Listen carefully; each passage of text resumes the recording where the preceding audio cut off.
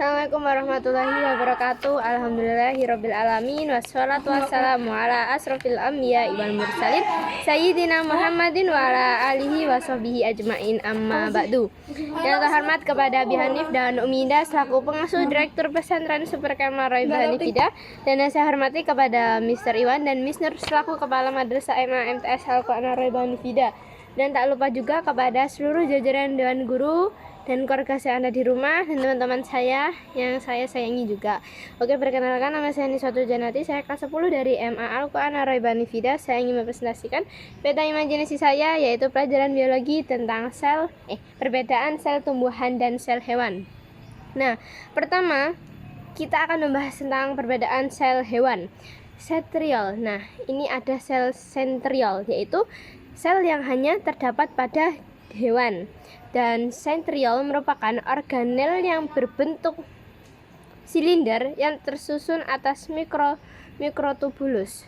Dan centriole itu biasanya terletak di dekat inti sel atau nukleus ya biasanya dipanggilnya, dan berperan dalam pembelahan sel. Nah, dinding sel. Yang kedua itu ada dinding sel.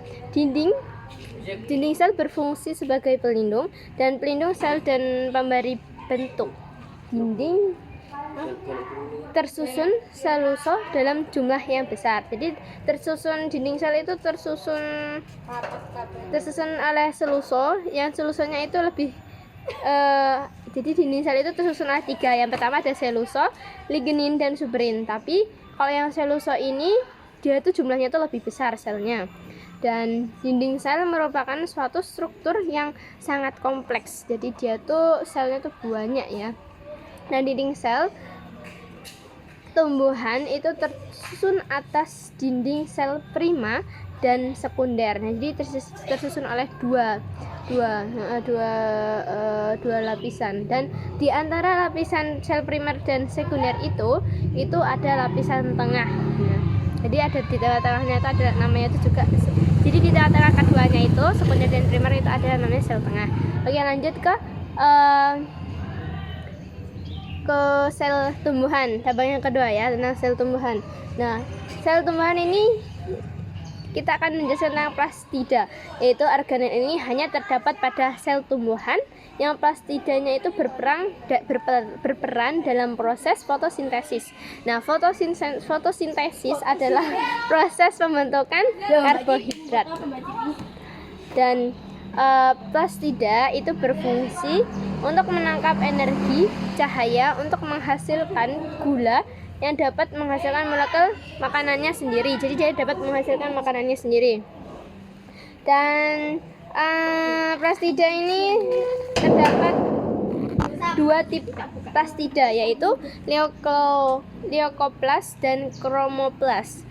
Nah, kalau leukoplast itu merupakan plastida yang tidak memiliki pigmen, dan leukoplast itu berfungsi menyimpan makanan cadangan berupa karbohidrat, yaitu lipid ataupun protein.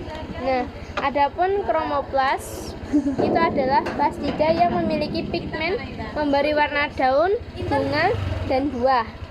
Nah, jenis pigmen pada chromoplast diantaranya itu adalah pigmen jingga, yaitu yang disebut dengan kroton, pigmen merah yang disebut vicoritin, dan yang ketiga pigmen hijau yang dinamakan dengan klorofil.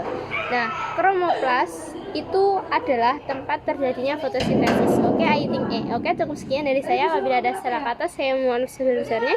Saya akhiri, wabillahi taufiq wal hidayah. Wassalamualaikum warahmatullahi wabarakatuh.